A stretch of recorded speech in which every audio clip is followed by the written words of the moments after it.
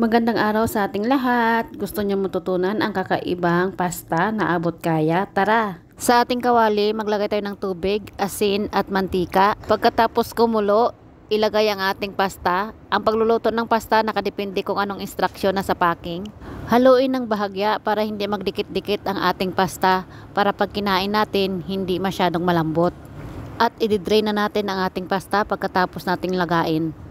Maghiwa tayo ng bawang, mas maganda, mas marami. Sa ating kawali, naglagay tayo ng mantika, bawang, haluin, maglagay ng 2 tablespoon ng tomato paste. Haluin ng konti para mag-mix ang ating bawang at tomato paste. Ilagay ang ating cream. Haluin ng konti. Lagyan natin ng dry parsley. Kung walang fresh, pwede dry. Kung may fresh, maglagay kayo. Optional lang po ito. Haluin ng maigi. Butter na 1 kutsara.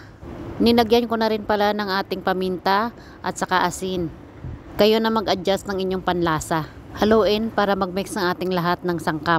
At naglagay na ako ng cheese. Kung walang cheese, pwede wala. Optional lang po ito mga kaibigan. Ang cheese ay pangdagdag panlasa at pangyami sa ating pagkain.